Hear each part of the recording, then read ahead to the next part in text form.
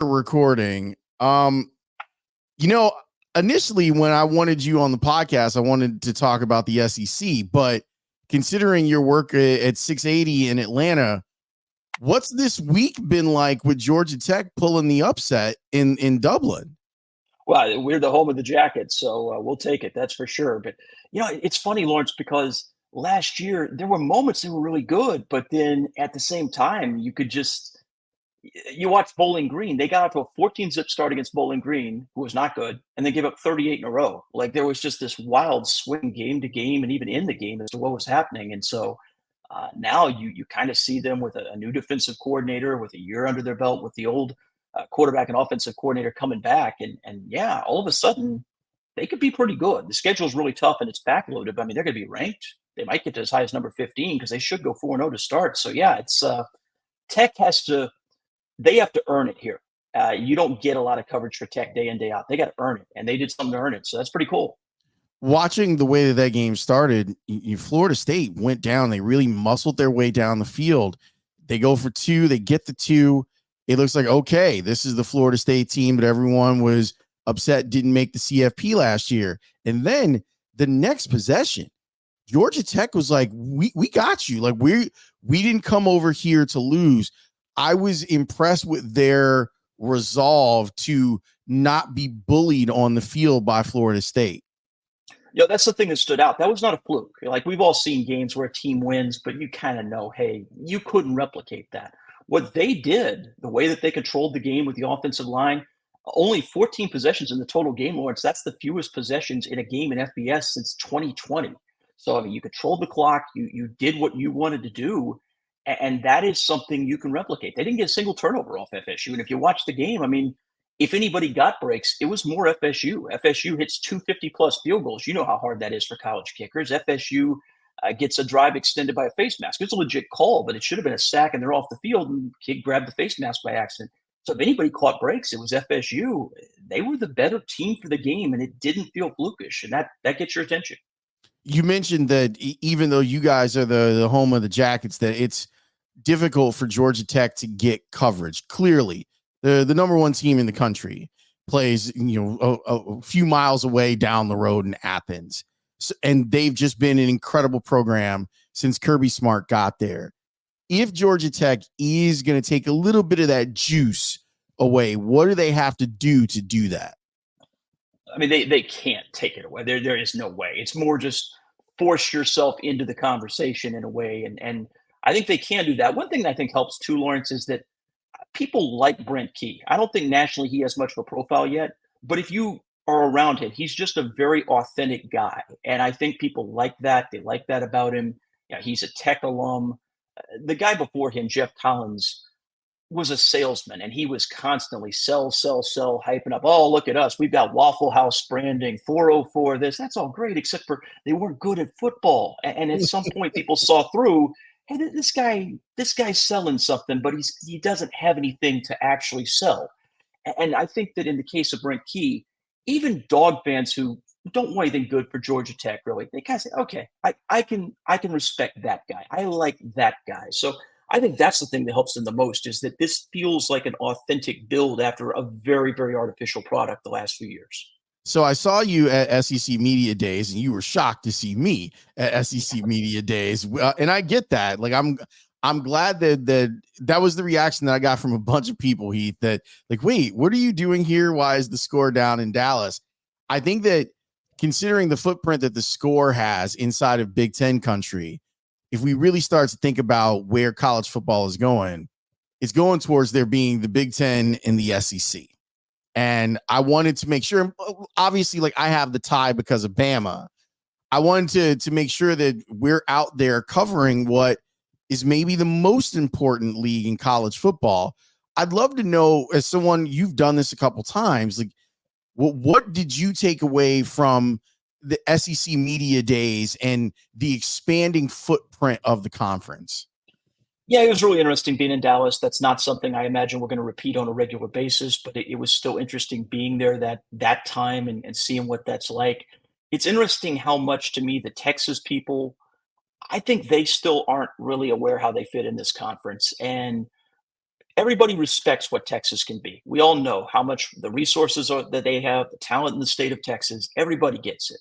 But we also know that historically, that program has been an underachieving program. I mean, except for Mac Brown winning a national title, and you say Mac Brown, it's really Vince Young winning a national title as much as anything.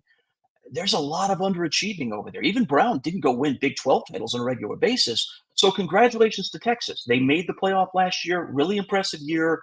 There's things to like about Sark, and he knows this conference. That's all great. But I think just this idea that they have, that they sort of come in as one of the two best programs in the conference, maybe third at worst, I think they're in for a real learning curve. And the other part that was fascinating was the Oklahoma people, because Laurence, I don't know if you saw it, the South Point has these numbers that they put out for, they do it a little different. Everybody else does the college football like season win totals. South Point does conference win totals only. They don't do the season. The conference win total they put out for Oklahoma was 4. How long you think it's been, if ever? I mean, we're talking maybe John Blake as coach, that Wow. Oklahoma, for season win total, somebody in Vegas would look at them and say, yeah, I think you're a 500 team in conference, and put that out there for people to bet on as a safe proposition. Those Oklahoma people have got a full-on boulder on their shoulder, because they're saying, what do you mean we're picked mid-tier in this conference? We're Oklahoma, for Pete's sake. Have you seen all of our Heisman statues? Have you seen what we do? That's the thing that I thought was fascinating, is Texas is coming in full of swagger, and Oklahoma is coming in full of anger, and it's a different category for both. I think they're not used to where they are right now.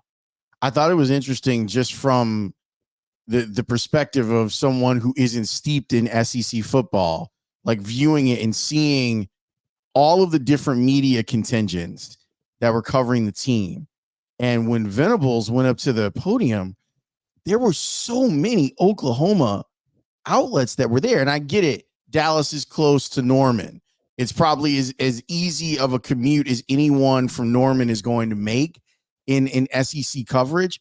I couldn't believe how many cameras that I saw. So you're right. Like, this is a super proud like program that has a national name, and for them to kind of be looked at as maybe even a borderline bowl team this year is a very strange place for the Sooners to be.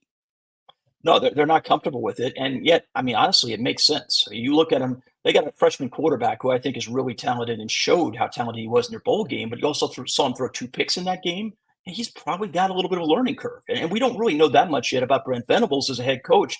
They won 10 last year, but if you look at it, man, they had some close calls down the stretch with BYU, with UCF. I mean, they were struggling with some teams that they won. But if you play like that against some of the teams they're going to see this year, you're going to pay for it. And so, like that first game against Auburn, that's their first SEC game. I can tell you this, Laurence, the people at Auburn are fired up for that game. They can't wait. You can't find a ticket for that game right now over in Auburn. And I think they view it as, we're going to show them, welcome to the party. Yeah, here we are, we're Auburn. We are capable of rising up and winning a national title. But most years, we're more like, 5th to 8th in the conference is where we get picked. And we're here to show you what you're in for. I think that's going to be an amazing atmosphere over there. What do you think Auburn looks like this season? It's going to be interesting because this year, Laurence, I'm sure you've been hearing it about Jeremiah Smith up at Ohio State. There is more hype on individual wide receivers, freshman wide receivers, than I can ever remember. And Auburn had one that we knew was going to get that kind of treatment, Cam Coleman. You probably know about Ryan Williams over at Bama, who's also getting that kind of hype treatment. But the thing about Auburn is that they're saying now, hey, we don't just have one dude like this. We've got 3 or 4 guys we think are going to be impact players. Peyton Thorne, year 1, was not good at quarterback with Hugh Freeze. Freeze is running his own system now. He says that's part of the problem last year, that he wasn't calling the plays. So, okay, let's say that's true. I'm sure Thorne gets a little bit better by being in the SEC and just having a year under his belt as opposed to trying to learn it on the fly. But the biggest thing is, if those kids beyond Coleman live up to what they're saying they think they might, Auburn could have a whole lot more bite to them than I think people were expecting in the summertime. The Mississippi schools are interesting to me. Mississippi State is, I mean, they're going to be on, I think, a long road to any sort of redeeming team. Just kind of looking at them on paper, and you got a young coach that's trying to change the style and how they're viewed. With Ole Miss, look, they're always 9 or 10, like 9 or 10 wins. It seems like a comfortable place. Lane Kiffin's done a good job of building that program. Is there Is there any chance that there's a breakthrough for Ole Miss at some point? Do they have enough 4-star, 5 stars, or 3 stars that Lane can coach up that they could win those big games that they have against the Bamas and the Georgias and the Texases of the world? It could happen this year. What's interesting about them is they've never made it to Atlanta, Lawrence, not a single time. Mississippi State has been to Atlanta. Arkansas has been to Atlanta. Ole Miss has never been to Atlanta for the SEC championship game. And so now that they don't have to deal with the divisions anymore, if we were picking for divisions, they probably still wouldn't get picked to go to Atlanta. But everybody basically has them as a team that should be playoff good. And so it's the first time, maybe ever, that Lane Kiffin there has had to deal with real expectations. And we know how he handled expectations at Southern Cal. It didn't go super well. So I'm mighty interested to see. You can talk all you want about how he's improved as a coach and he's more mature, and that might be true. But I'm going to need to see the evidence of it week in, week out, that he knows how to deal with the kind of expectations they're talking about. And there's a kid named Juice Wells who 2 years ago was great at South Carolina. Last year, people over there are pretty bitter about how it played out because the feeling was very much that Juice Wells kind of concluded, hey, the season's not going anywhere. I was already hurt. I'm just going to go ahead and take the rest of the year off and go back into the portal and go score another bag. And he got his bag from Ole Miss. Well, he hasn't been practicing a bunch. And there's questions from what I understand about, is he ready to go? They're counting on him being a major contributor. And then there's a kid that they found out yesterday they're not going to have, who was a JUCO kid that had originally signed with LSU and played for them back in 2021. He's not going to be a part of it. So you take him out of the mix for sure. If you take Wells and make him either not what he was supposed to be or maybe just not a big factor at all, then I do wonder, because they were really counting on at least one of those guys, if not both, making an impact. But I do like what they're doing defensively. I think that the Pete Golden getting away from Saban seems to have blossomed a little bit as a coordinator, and that surprised some people a little bit. So I do like some things going on over there. And if they don't do it with this schedule, Lawrence, I don't see when they're going to do it. What's Brian Kelly got down in Baton Rouge this year? Garrett Nussmeier is a kid that he's the rarity now. He's not the guy that you would expect to see. Really talented recruit, loses a quarterback battle, sticks around, is patient, waits for the job. Looked good in the bowl game, hasn't played very much. I think he's going to be pretty good, but we still need to see it and know what it is. And then how quickly can they fix that defense? Blake Baker did a nice job last year at Missouri. But Matt House was not known as a bad coordinator or a bad coach. It's just hard to understand why things went so off the rails for them last year. So is it realistic to take what was a defense that I don't think the problem was the scheme as much? Is it realistic to just solve those personnel issues? They were looking, this was one of the things that was really weird, Lawrence. You just think of LSU as a program, if they want talent, they'll get the talent. Well, they tried over and over and over to land defensive tackles, and they really couldn't do it. Eventually, they got a kid from Grand Valley State, but they really struck out in the tackle market, and that was where they were putting all their resources in NIL, was trying to land transfer tackles. So if any injuries happen there, they're vulnerable up the middle, and that's not obviously where you want to be in a conference that has the kind of athletes the SEC has running the ball. I had a conversation while I was in Dallas with Alex Brown, who's a Hall of Famer at the University of Florida. Love Alex. I covered him at UF. He's a good man.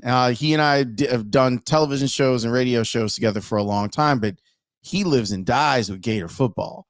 Every week you see him on social media watching the games. He said something that was really interesting. He said that he feels like Florida, where they're at right now, if they were to fire the coach, it'll be another decade before they're relevant again. He feels like that they've got to work through all of this stuff to kind of regain some relevance in the SEC. Where do you stand on that? How good can Florida be, and where do they need to improve? I am mystified as to what has gone on down there with regards to the NIL and how they screwed it up as badly as they did. Obviously, the Jaden Rashada thing is the famous part of it, but it just overall, it's just not been done right. It's very hard to understand. I'm with Alex on the idea that if they don't get forced into it, they are going to do everything they can to avoid a coaching change this year. And I don't want to get political here, Laurence, but it's impossible not to acknowledge this. Ben Sass, the Republican senator from Nebraska, became U.S. president about a year and a half ago. Well, he stepped down last month. And so now they're back to an interim president. And you obviously have a guy in Ron DeSantis who has chosen to involve himself heavily in Florida higher education. So that process for picking a president is anybody's guess how long it's going to take and what the agenda is going to be. If you choose to fire the coach, that means that you're either letting an AD in Scott Strickland, who has already swung and missed on 2 football coach hires, make a third football coach hire in the span of 8 years. And that doesn't sound like a great idea. Or you're going to have to fire the AD and try and hire a really good AD who has no idea who his boss is going to be or what kind of environment he's working under. And then he's going to have to try and hire a football coach to come into that same environment where he can't promise, hey, I know what my support's going to be. I mean, that on paper, that sounds like a terrible idea. So people I know down there have said they really genuinely believe if Napier can just survive this year, they think it will turn in 25, that he actually will get it going. But at the same time, you look at this schedule. I mean, Laurence, if they lose to UCF, Yeah, and and they UCF could. is, oh, absolutely they could. And UCF's in the Big 12 now, and UCF's recruiting better than them right now. The recruiting class for UCF's higher rated than Florida's. Now, that could change by December. But if you lose at home to UCF, and people are saying, all right, we're not making a bowl for the third year in a row now that we're not going bowling, or no, it'd be second year in a row, not bowling, third year with a losing record. It's going to be almost impossible to hold the fans off if they lose a game like that. If he can just grind out 5 wins, not get embarrassed in games against people like Georgia, I think he survives because the environment around there, they do not want to have to make that change if they could possibly avoid it. Yeah, and then I mean, at some point we could have a much bigger discussion about curriculum in some of the states, and especially in Florida, and how that plays a role in recruiting and everything else. But that's not why I asked Heath on the show, because I don't want Heath to get in trouble. I like Heath. He's a good man. So let me ask you this before we talk about Georgia and Bama. You're someone that's been in this for a while.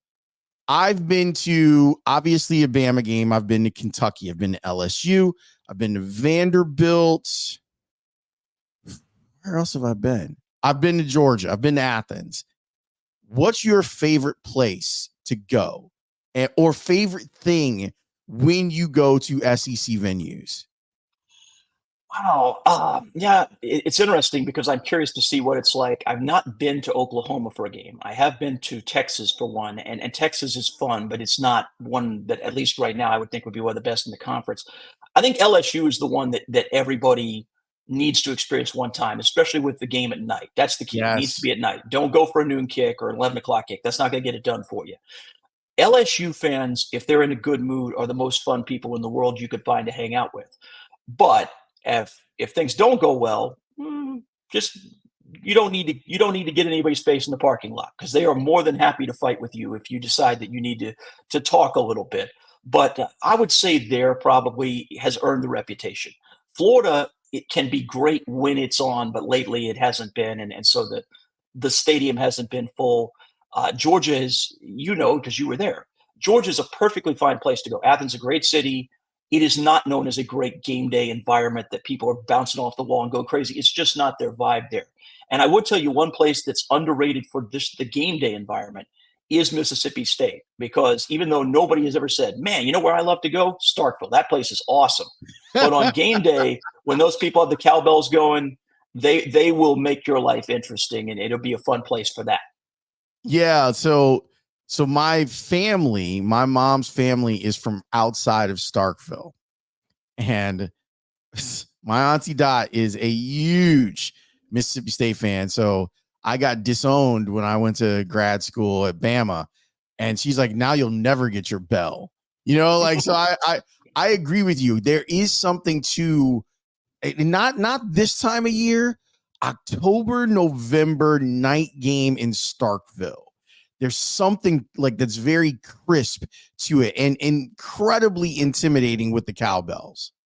The thing about this conference too, Lawrence, is that everybody has little different things that could be kind of fun. Like Tennessee is not a place I love, but if you were into the idea, for example, being right there on the river and the Vol Navy and everything that comes with that, uh, one of the things about Neyland, unfortunately, is that this to cram their number as high as they can on the seating, the seats are ridiculous. And I'm a guy that is a bigger guy. That's not for me when it comes to the seating. So I don't love Tennessee is a place to go to a game, but you can have a great experience at Tennessee. Look, South Carolina, I covered South Carolina for a decade and a half.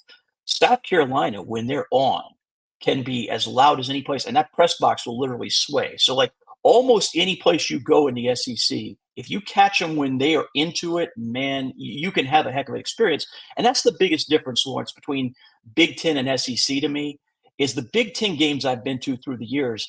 I enjoy going to Big Ten games, but it's just not at most places the same kind of game day vibe. Yeah, I was at 1997, Michigan State. I was in East Lansing for that game the day before the one-handed interception by Woodson and everything that came with that. And you wouldn't have known there was a game the next day. It Mm. wasn't, the vibe was not there. If you go to an SEC town, it's the night before a game. It doesn't matter if you hate football. You would never be able to miss what was coming. And in East Lansing, it was kind of like, yeah, it's just another night out for the students, another night that there's stuff going on, but not that energy. And it just, I don't know. There's not many places that match it to me on a consistent basis that I've got to experience. Haven't been to all of them. Haven't gotten to Wisconsin. That's a place I hear great things about. But the ones I've been to, it just doesn't match up. I was in the room when Kalen DeBoer spoke. It was weird.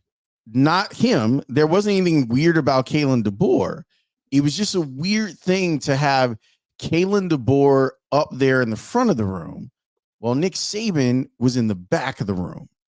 And I kept kind of my head on a swivel, like just looking at how Saban was watching it.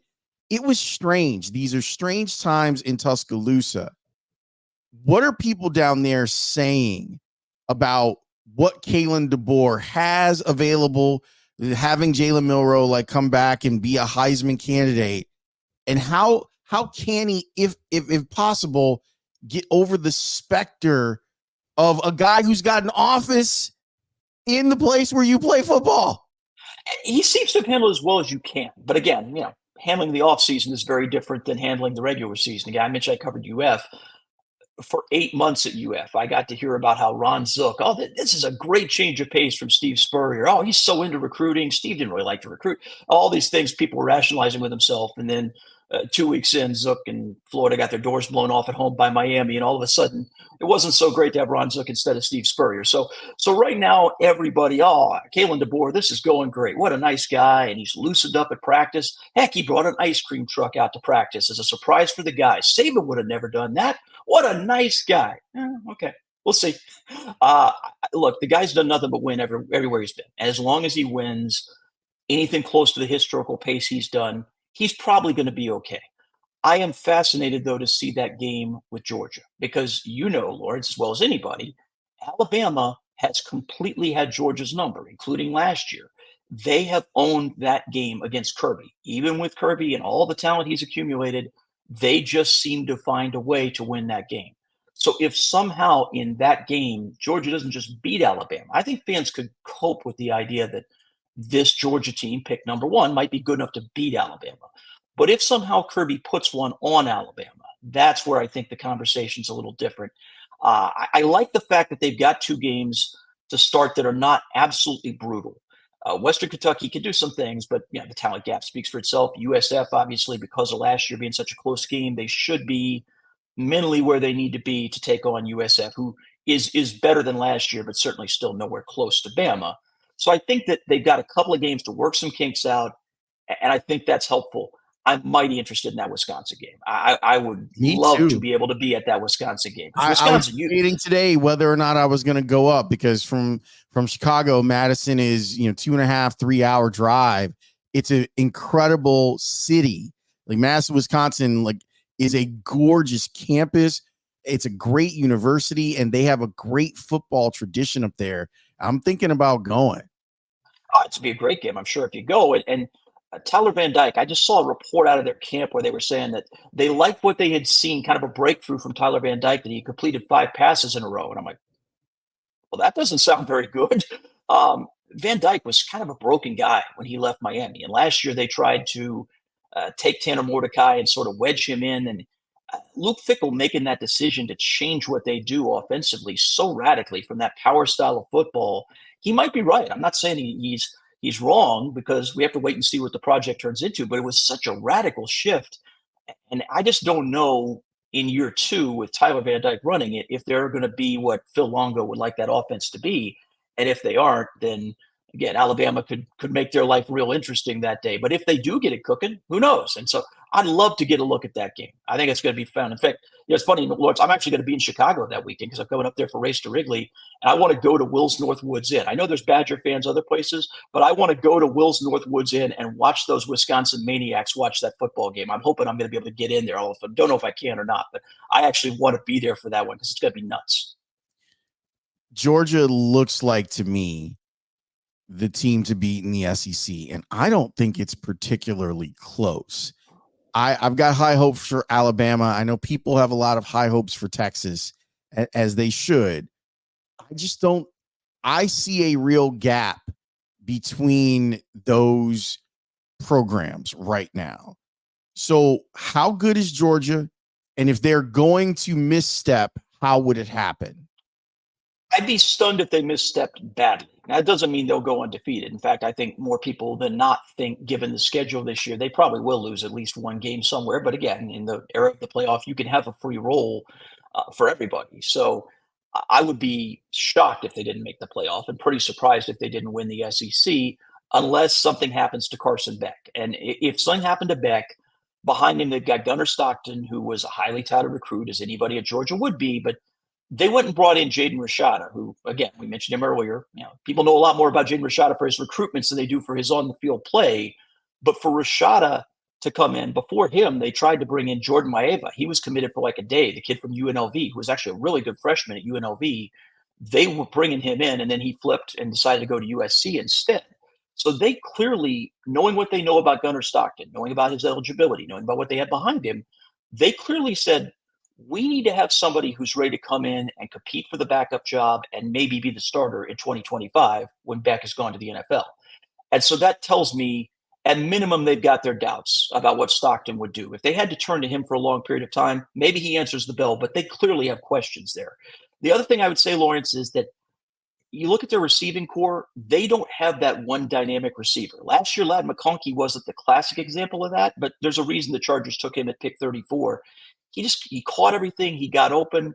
They've got athletes at receiver, but what they don't have is anybody who's proven that they are a dynamic threat at receiver. Oscar Delp will make up for Bowers, maybe not perfectly, but he's a really good tight end too. They should be okay there.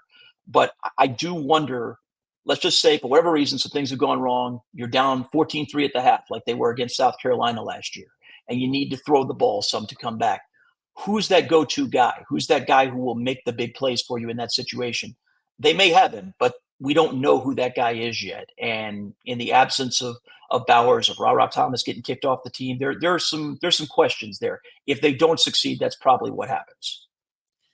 Heath, I appreciate your time, man. This was great. This is exactly what I was hoping for inside of this preview. And I know at some point maybe we'll talk about Vanderbilt and Kentucky football. I feel bad for Vanderbilt football because they want to be great, but there's no chance, especially now, of that happening.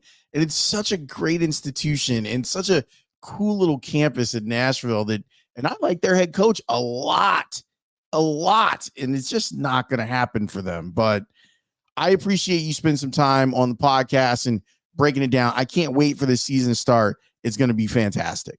Oh, no doubt, man. This is going to be an awesome year. I can't wait for it. And yeah, it was an honor to get to do it with you. Anytime you want, just give me a holler. You got it.